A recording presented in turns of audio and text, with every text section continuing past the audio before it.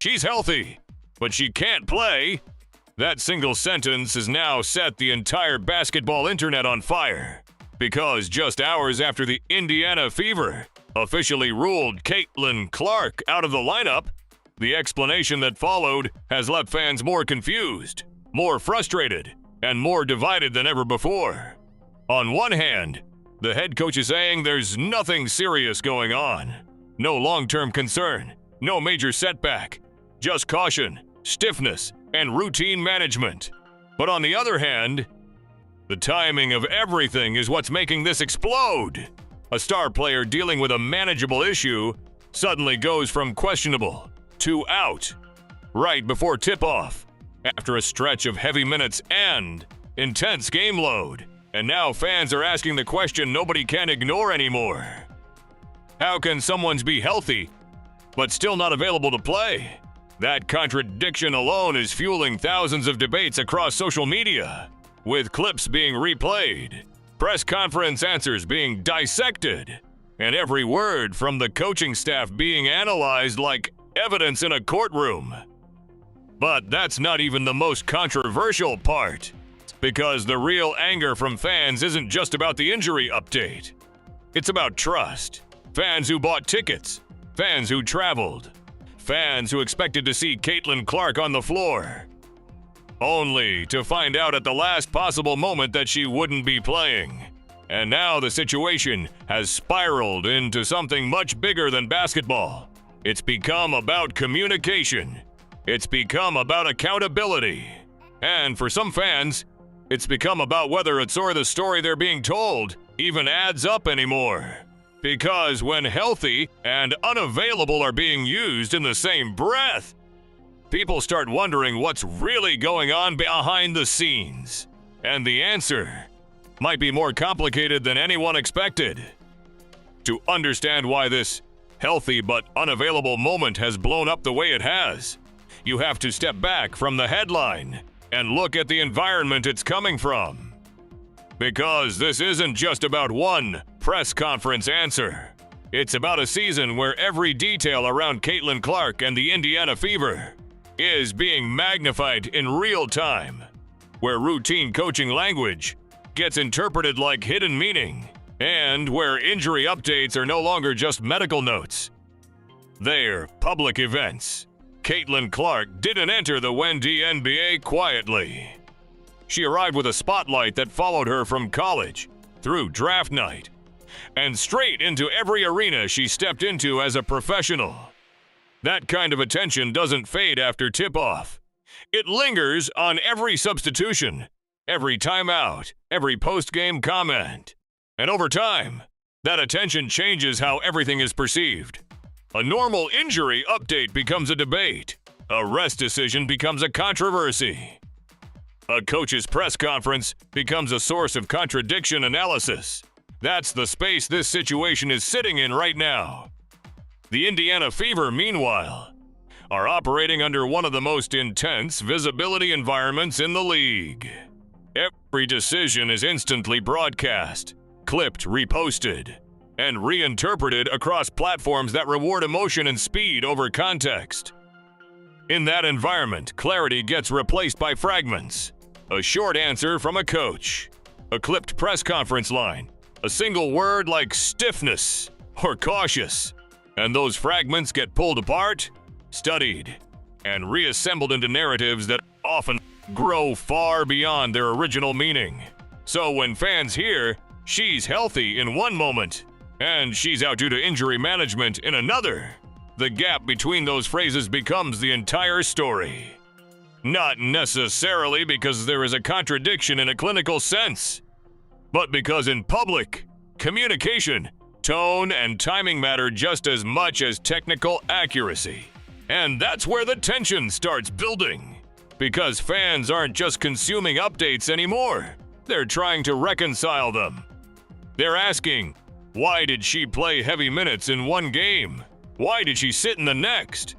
Why are updates shifting so quickly? Why does availability feel uncertain so often? And those questions don't stay quiet for long. They spread. They turn into threads. They turn into breakdown videos. they turn into emotional debates between supporters and critics of the coaching staff. At the same time, the broader context of modern sports media makes everything more intense. Player availability is no longer just a locker room topic. It's tied to ticket sales, broadcast expectations, fantasy leagues, and fan travel decisions. So when a star player is ruled out late, even for legitimate caution, the impact is immediate and visible. Fans don't just feel disappointed, they feel misinformed, and that feeling is what fuels the reaction cycle. Because once trust becomes part of the conversation, everything else gets filtered through it. A routine update becomes suspicious. A cautious decision becomes questionable. A coach's explanation becomes something to decode rather than accept at face value. And in this case, the timing of the announcement is what pushed everything into overdrive. Late injury decisions always create frustration in professional sports, but when they involve a player of Clark's magnitude, that frustration multiplies. People don't just feel like a game changed. They feel like expectations were reshaped without enough warning. That emotional response is powerful because it connects directly to the experience of fans who planned their time, their money, and their expectations around seeing a specific player perform. And when that doesn't happen, especially after ambiguous messaging, the reaction isn't just disappointment, it's questioning. From there, the conversation expands quickly. Coaching decisions get re-examined. Rotation patterns get revisited. Past press conference comments get replayed with new context. Even small phrases start being treated as signals rather than routine language. And once that happens, every new update becomes part of a larger ongoing narrative rather than a standalone event. That's the environment this situation is sitting in right now. Not just a team managing player health, but a system where communication, expectation, and interpretation are constantly colliding. And when those three things don't align clearly, even a simple update like healthy but unavailable stops as being simple at all and starts becoming the center of an entirely new wave of questions that fans are already trying to answer before the next game even begins. The moment the update hit that Caitlin Clark was out, the conversation didn't stay focused on injury management for very long. It shifted fast because fans didn't just hear she's unavailable. They heard a pattern they thought they recognized. A player dealing with a recurring issue. A workload that seemed inconsistent. A coaching explanation that changed depending on timing and context. And that's where the first major wave of conflict began. Inside hours, social media wasn't talking about just one game anymore. It was pulling together a sequence of events across multiple matchups, trying to build a timeline that made sense of everything. One game where she played heavy minutes. Another where she looked fine but sat unexpectedly. Another where she returned after visible discomfort. And now this latest update, healthy but out. To fans, it didn't feel isolated. It felt connected. Even though officially, each decision had its own explanation, the audience was no longer treating them separately. They were stacking them. And once you stack moments like that, they start forming a shape. Whether or not that shape actually exists, that's where the first twist of perception really hit. Tyler Sir, the injury stopped being viewed as a singles medical issue. Tyler Sir, and started being viewed as a management issue. That distinction changed everything. Because medical issues are accepted, management issues are debated, and debated issues become emotional issues. The frustration grew even more when clips from press conferences resurfaced. Not new statements, but older ones. Lines about stiffness, day-to-day evaluation, cautious approach, and we'll monitor her workload. Individually, these are standard phrases in professional sports. But in the current climate, fans began reading them differently. Not as updates, but as inconsistencies. One statement emphasized caution, Another emphasized availability. Another downplayed concern. And then came the healthy but not playing explanation. That gap between language and outcome is what triggered the first real fracture in trust. Because fans weren't just asking what happened. They were asking, Talasark, which version are we supposed to believe? And once that question enters the conversation, everything becomes unstable. Then came the second layer of conflict. Game footage and rotation patterns started circulating again. Not as isolated highlights, but as part of an emerging narrative being built by online commentators. Every sequence was being reinterpreted. A longer than expected stint on the floor became overuse. A substitution became protection. A rest game became evidence of mismanagement. A return game became proof the issue isn't serious. Nothing stayed neutral anymore. Everything became symbolic. And that's when the first major twist fully formed in the public narrative. Talaferred the belief that the issue was not just injury, but inconsistency in how the situation was being handled and communicated. Even though no official statement confirmed any wrongdoing, the perception online had already shifted. And perception is what drives momentum. Once that shift happened, the conversation expanded beyond basketball strategy and into something more emotional. Fans began focusing on responsibility. Who is making the decisions? Who is controlling the messaging? Who is accountable for the timing? And with those questions, the discussion became more heated. Some fans defended the coaching staff, arguing that player health is complex, unpredictable, and not something the public has full access to. They emphasized that medical caution often looks inconsistent from the outside.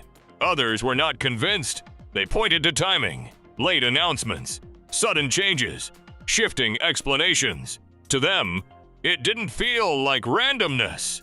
It felt like lack of clarity. And that difference in interpretation is where the conflict intensified. Then came another turning point.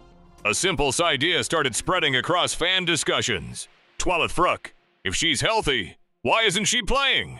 That question sounds simple, but it carries weight because it forces a binary interpretation of something that is actually non-binary in professional sports. Players can be partially healthy, conditionally available, or limited in minutes, but those nuances don't always survive online discussion.